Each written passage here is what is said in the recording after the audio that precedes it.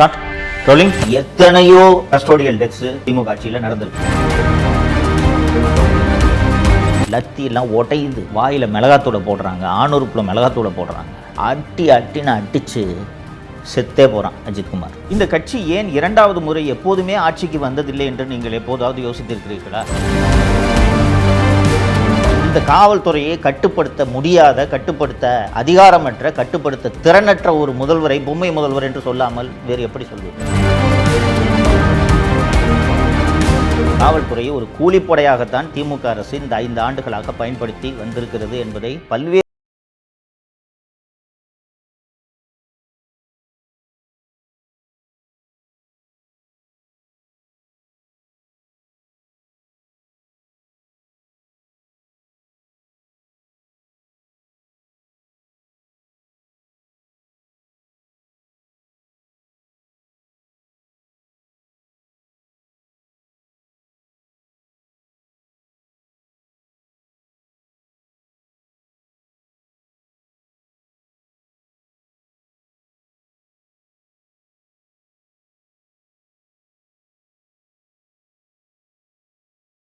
வணக்கம். 2026 சட்டப்பேரவை தேர்தலை பற்றி நாம் தொடர்ந்து விவாதித்துக் கொண்டிருக்கிறோம். ஏன் விவாதிக்க வேண்டும்? திமுக என்ற தீய சக்தி தப்பித்தவறி கூட ஆட்சிக்கு வந்துவிடக்கூடாது என்பதில் தமிழகத்தின் வாக்காளர் பெருமக்கள் அத்தனை பேரும் கவனமாக இருக்க வேண்டும். அதனால் கடந்த 5 ஆண்டு கால ஆட்சியில் நடந்த அவலங்களை தொடர்ந்து மீண்டும் மீண்டும் உங்களுக்கு நினைவுபடுத்துவதற்காகத்தான் உங்களோடு நான் உரையாடி கொண்டிருக்கிறேன். தோழர்களே, 1949 திராவிட முன்னேற்ற கழகம் தொடங்கப்பட்டது. பவள விழா கொண்டாடி கொண்டிருக்கிறது அந்த கட்சி. 75 ஆண்டு ஆகிவிட்டது. இந்த கட்சி ஏன் இரண்டாவது முறை எப்போதுமே ஆட்சிக்கு வந்ததில்லை என்று நீங்கள் எப்போதாவது யோசித்திருக்கிறீர்களா? திரிணாமுல் காங்கிரஸ் புதிதாக தொடங்கப்பட்ட கட்சி. தொடர்ந்து 4வது முறையாக மம்தா பானர்ஜி மேற்கு வங்கத்தை ஆண்டு கொண்டிருக்கிறார். பிஜேபி பல மாநிலங்களில் மீண்டும் மீண்டும் ஆட்சிக்கு வந்து கொண்டிருக்கிறது. அண்ணா திராவிட முன்னேற்ற கழகம் 2011 மற்றும் 2016 ஆகிய 2 தேர்தல்களிலும் மாபெரும் வெற்றி பெற்று தொடர்ந்து தமிழகத்தை 10 ஆண்டுகள் ஆட்சி செய்தது. ஆனால் இந்த திமுக மட்டும் ஏன் ஒரு தேர்தலில் கூட, ஒரு ஆட்சி முடிந்த பிறகு 2வது முறை ஏன் அவர்கள் ஆட்சிக்கு வருவதில்லை என்பதை யோசித்திருக்கிறீர்களா? என்ன காரணம்னா, ஆட்சிக்கு வந்ததும் இவர்களுக்கு ஏற்படக்கூடிய இந்த அகம்பாவம் என்பது நினைத்து பார்க்கவே முடியாது. அவ்வளவு அராஜகத்தில் ஈடுபடுவார்கள். இதனால்தான் 96 வெற்றி பெற்று ஆட்சி அமைத்தார்கள். 2001 மிகப்பெரிய தோல்வியை அடைந்தார்கள். 2006 ஆட்சி அமைத்தார்கள். 2011 எதிர்க்கட்சி அந்தஸ்தை கூட பிடிக்க முடியாத அளவுக்கு மாபெரும் தோல்வியை சந்தித்தார்கள். அதுபோன்ற ஒரு அராஜக ஆட்சி தான் 2021 முதல் இப்போது வரை நடந்து கொண்டிருக்கிறது. தோழர்களே, தமிழக முதல்வர் திரு மு க ஸ்டாலின் அவர்களை பொம்மை முதல்வர்னு நானும் தொடர்ந்து விமர்சிச்சிருக்கேன். நிறைய எதிர்க்கட்சிகள் விமர்சிச்சிருக்காங்க.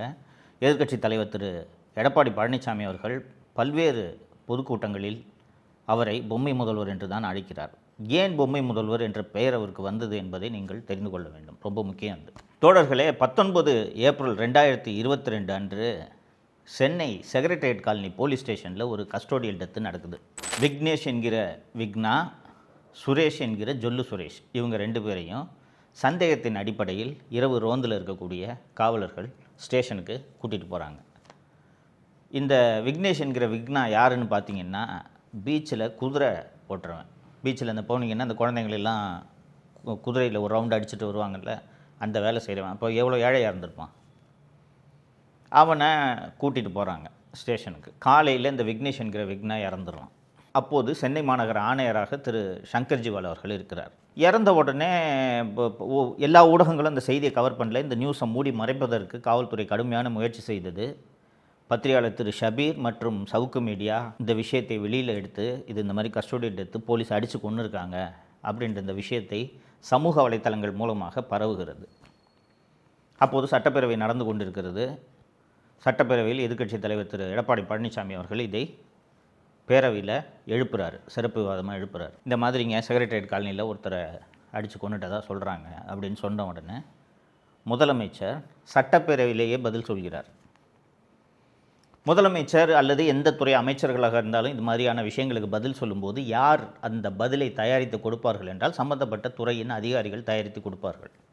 இந்த விஷயத்தில் அப்போது சென்னை மாநகர காவல்துறை ஆணையராக இருந்த திரு சங்கர் ஜிவால் அவர்கள் ஒரு அறிக்கையை தயாரித்து கொடுக்கிறார். என்னென்னா, இந்த 2 பேரையும் சந்தேகத்தின் அடிப்படையில் கூட்டிகிட்டு வந்து நைட்டு லாக்கப்பில் வச்சுருந்தோம். காலையில் டிஃபன் வாங்கி கொடுத்தோம். வயிற்று வலிக்குதுன்னு சொன்னான் இந்த விக்னேஷ். அவனை வயிற்று வலின்னு சொன்ன உடனே உடனடியாக பக்கத்தில் இருக்கிற மருத்துவமனைக்கு கூட்டிகிட்டு போனால் அங்கே போனால் இறந்துட்டான்னு சொல்லிட்டாங்க என்று சொல்கிறார். காலை உணவு சாப்பிட்ட பின் விக்னேஷுக்கு திடீரென்று வாந்தி வலிப்பு வந்திருக்கிறது. உடனே அருகில் இருக்கக்கூடிய தனியார் மருத்துவமனைக்கு அவரை கொண்டு சென்றிருக்கிறார்கள். அங்கிருந்து மேல் சிகிச்சைக்காக கீழ்ப்பாக்கம் அரசு மருத்துவமனைக்கு கொண்டு செல்லப்பட்டிருக்கிறார். ஆனால் அங்கு அவரை பரிசோதித்த மருத்துவர்கள் அவர் இறந்த நிலையில் கொண்டு வரப்பட்டதை தெரிவிச்சிருக்கிறார். இறந்து போன அந்த விக்னேஷோட உடல் அரசு மருத்துவர்களால் போஸ்ட்மார்ட்டம் உடற்கூராய்வு செய்யப்படுகிறது. அந்த உடற்கூராய்வில் உடம்பு முழுக்க காயம் இருக்கிறது என்று மருத்துவர்கள் சான்றிதழ் அளிக்கிறார்கள். 13 காயங்கள், லத்தியாலும் மற்ற ஆயுதங்களாலும் அடித்ததற்கான 13 காயங்கள் இருக்கிறது என்று அரசு மருத்துவர்கள் அறிக்கை கொடுத்து விடுகிறார்கள். அதை மூடி மறைக்க முடியாதுல்ல, ஏன்னா போஸ்ட்மார்ட்டம் வீடியோ எடுப்பாங்க, அதனால் மூடி மறைக்க முடியாது. இருக்கிறத டாக்டர்ஸ் கொடுத்துட்டாங்க. மறுநாள் அசெம்பிளியில் திருப்பி படிக்கிறார் முதல்வர். 2 நாள் கூட கேப் இல்லை, மறுநாள் இது போல் விக்னேஷோட உடலை உடற்கூராய்வு செய்தோம். அந்த உடற்கூராய்வில் 13 காயங்கள் இருந்தனன்னு தெரிய வந்துச்சு. நான் உடனே சிபிசிஐடி விசாரணைக்கு உத்தரவிட்டுட்டேன். என்னுடைய ஆட்சியில் காவல்துறை இப்படி அத்துமீறுவதை நான் அனுமதிக்க மாட்டேன் அப்படின்னு 2 நாள் கழித்து இதே முதல்வர் அசெம்பிளியில் சொல்கிறாரு. 1 வாரம் 10 நாள் கூட இல்லை, மறுநாளே. ஆக விக்னேஷ் மரணம் தொடர்பாக சட்டப்படியான அனைத்து நடவடிக்கைகளையும் முறையாக அரசு எடுத்து வருகிறது என்பதை இந்த மாமன்றத்திற்கு நான் தெரிவித்துக் கொள்கிறேன். தோழர்களே, மு.க.ஸ்டாலின் ஒரு சீஃப் மினிஸ்டர் இல்லைங்களா? அவர் தான் தமிழ்நாட்டில் அதிகாரம் பொருந்திய ஒரு நபர். யார் என்றால் தமிழகத்தின் முதலமைச்சர். அந்த முதலமைச்சரை அசெம்பிளியில் கஸ்டோடியல் டெத்தே நடக்கலைன்னு சொல்லிட்டு ஒரு போலீஸ் ஆஃபீஸர் பொய் சொல்ல வச்சுருக்காருன்னா முதலமைச்சருக்கு அந்த அதிகாரி மேலே எவ்வளோ கோபம் வரணும்? செல்வி ஜெயலலிதா முதலமைச்சராக இருந்து இது போல் தவறான தகவல் அசெம்பிளியில் சொல்லியிருந்தா அந்த அதிகாரி என்ன கதிக்கு ஆளாயிருப்பார்னு யோசிச்சு பாருங்கள்.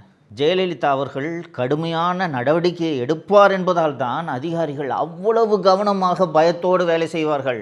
அந்த சிபிசிஐடி விசாரணைக்கு போன பிறகு செக்ரட்டரியேட் காலனி போலீஸ் ஸ்டேஷனில் இருக்க சிசிடிவி எல்லாம் வாங்கி ஆய்வு பண்ணி பார்த்தா சிசிடிவிக்கு கீழேயே வச்சு அடிச்சிருக்காங்க இந்த விக்னேஷை. அப்போ இதற்கெல்லாம் இவ்வளவு ஆதாரம் இருந்தும் காவல்துறை அந்த விக்னேஷை அடித்து கொல்லலைன்ட்டு ஒரு அதிகாரி பொய்யா ஒரு அறிக்கை கொடுக்குறாரு. இதை போய் என்னை அசெம்பிளியில் வாசிக்க வச்சுட்டியே, சட்டப்பேரவையில் படிப்பது வரலாற்று ஆவணம், ஒரு முதலமைச்சரான என்னை பொய் சொல்ல வைத்து விட்டாயே என்று அந்த சங்கர்ஜிவால் மேலே எவ்வளவு கோபம் வந்திருக்கணும் மு.க.ஸ்டாலினுக்கு. ஆனால் கூச்சமே இல்லாமல் 2 நாள் கழித்து பாருங்கள், நான் சிபிசிஐடி விசாரணைக்கு உத்தரவிட்டு விட்டேன் என்று ஒரு அறிக்கையை படித்துவிட்டு சிபிசிஐடி விசாரணைக்கு அதை மாற்றிவிட்டார்கள். அந்த சங்கர்ஜிவாலை தண்டிச்சிருக்கணுமா இல்லையா?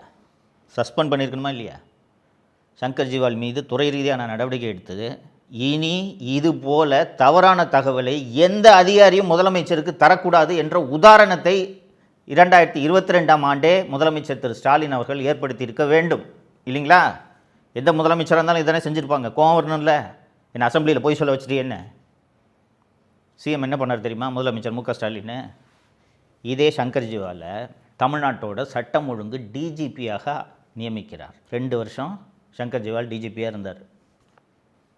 2 வருஷம் முடிஞ்சு சங்கர்ஜிவால் டிஜிபி பதவி எல்லாம் இருந்து முடிந்த பிறகு அதற்கு பிறகு அவருக்கு ரிவார்டு, அதான் முக்கியம்.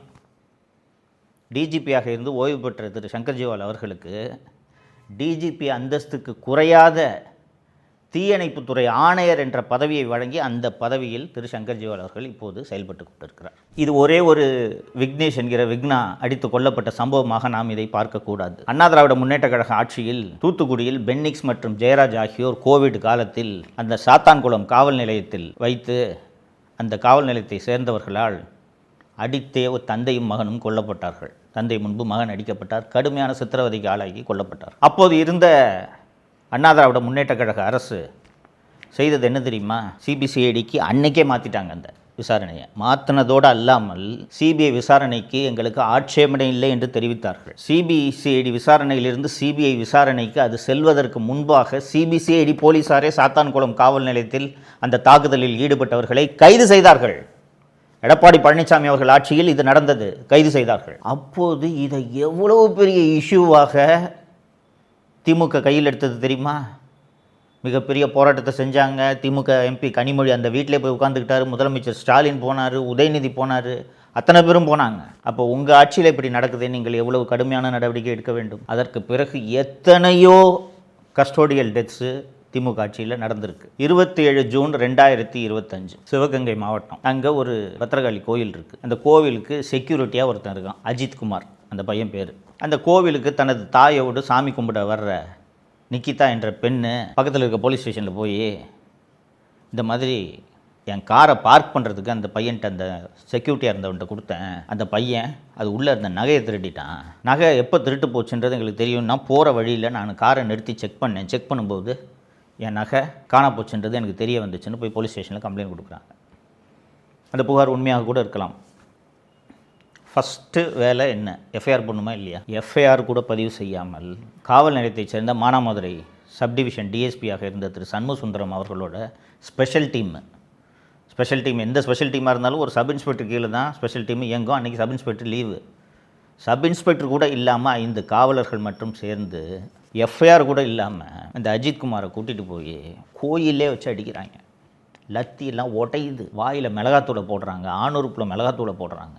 அட்டின்னு அடித்து செத்தே போகிறான் அஜித்குமார். அண்ணா திராவிட முன்னேற்ற கழகம் தான் இந்த வழக்கை சிபிஐ விசாரணைக்கு மாற்ற வேண்டும் என்று மதுரை உயர்நீதிமன்ற கிளையில் வழக்கு தொடுத்து உயர்நீதிமன்றம் இதை சிபிஐ விசாரணைக்கு மாற்ற வேண்டும் என்று உத்தரவிட்டது. அதற்கு பிறகு சம்பந்தப்பட்ட காவலர்கள் எல்லாம் கைது செய்யப்பட்டு சிபிஐ முதல் கட்ட குற்றப்பத்திரிகை தாக்கல் செய்திருக்கிறது. அடுத்து இப்போது சிபிஐ கடைசியாக தாக்கல் செய்த அறிக்கையில் நகையே காணா போல, நிகிதா கொடுத்த கம்ப்ளைண்ட் பொய் கம்ப்ளைண்ட்டுன்னு தெரிய வந்துருச்சுன்ட்டு சிபிஐ விசாரணை அறிக்கையில் தெரிவிச்சிருச்சு. தோழர்களே, திமுக ஆட்சியினாலே அராஜகம்ன்ட்டு நான் தொடக்கத்தில் சொன்னேன். திமுகவினரை தவிர காவல்துறையினரும் எப்படிப்பட்ட அராஜகங்களில் ஈடுபடுகிறார்கள் பார்த்தீர்களா? நான் இப்போ சொன்னது விக்னேஷ் என்கிற விக்னா மற்றும் அஜித் குமார் ஆகியோர் இந்த 2 விவகாரங்களையும் ஒரு உதாரணத்துக்காக சொன்னேன். இது போல் பல்வேறு கஸ்டோடியல் டெத்ஸு இந்த 5 ஆண்டுகளில் நடந்திருக்கிறது. இது போல் சம்பவங்கள்லாம் நடக்குது. சம்பந்தப்பட்ட காவல்துறையினருக்கு கடுமையான தண்டனையை வழங்குவேன் என்று முதலமைச்சர் கடுமையாக இரும்பு கரம் கொண்டு நடவடிக்கை எடுத்திருந்தால் இப்படி இத்தனை அப்பாவிகள் செத்திருப்பார்களா? ஒருத்தன் பீச்சில் குதிரை ஓட்டுறவன் விக்னேஷ், இன்னொருத்தன் கோவிலில் செக்யூரிட்டி, ப்ரைவேட் செக்யூரிட்டி கார்டு 12,000 சம்பளம் வாங்குவான். அவன் செய்யாத திருட்டுக்காக 5 காவலர்கள் அவனை அடித்தே கொள்கிறார்கள் என்றால் காவல்துறைக்கு எந்த அளவுக்கு துணிவு வந்திருக்கிறது? இந்த காவல்துறையை கட்டுப்படுத்த முடியாத, கட்டுப்படுத்த அதிகாரமற்ற, கட்டுப்படுத்த திறனற்ற ஒரு முதல்வரை பொம்மை முதல்வர் என்று சொல்லாமல் வேறு எப்படி சொல்வது? சாதாரண பொதுமக்களுக்கு பாதுகாப்பே கிடையாது தோழர்களே. இன்னும் வரக்கூடிய நாட்களில் நான் தொடர்ந்து பேசுவேன். திமுகவை எதிர்த்து பேசினாலே பொய் வழக்கில் காவல்துறை கைது செய்கிறது. காவல்துறையை கிட்டத்தட்ட திமுகவின் கூலிப்படையாகவே தமிழக முதல்வர் மாற்றிவிட்டார். ஏன்னா எந்த காவல்துறை அதிகாரி மீதும் நடவடிக்கை எடுப்பதில்லை அப்படின்றத பல்வேறு சம்பவங்களில் நாம் பார்த்துருக்கோம். இந்த சம்பவங்களும் உதாரணம். அதனால் சாதாரண பொதுமக்களுக்கு பாதுகாப்பு இல்லாமல் எதிர்த்து குரல் கொடுப்பவர்களை காவல்துறையை வைத்து வேட்டையாடி காவல்துறையை ஒரு கூலிப்படையாகத்தான் திமுக அரசு இந்த 5 ஆண்டுகளாக பயன்படுத்தி வந்திருக்கிறது என்பதை பல்வேறு சம்பவங்களில் நீங்களே பார்த்திருப்பீர்கள். இப்போது இந்த ஆட்சி மீண்டும் தொடர்ந்தால் காவல்துறை மக்களுக்கு பாதுகாப்பு தர வேண்டும்.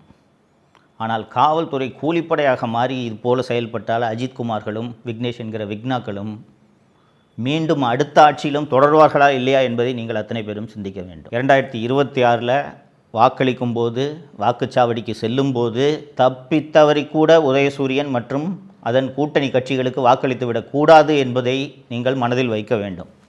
மீண்டும் இந்த காட்டாட்சி தொடர்ந்தால் தமிழகத்தை யாராலும் காப்பாற்ற முடியாது என்பதை நீங்கள் மனதில் வைத்துக்கொள்ள வேண்டும். அதற்காக தான் இந்த விழிப்புணர்வு வீடியோ. தொடர்ந்து விவாதிப்போம். நன்றி. தமிழகத்தை காப்போம்.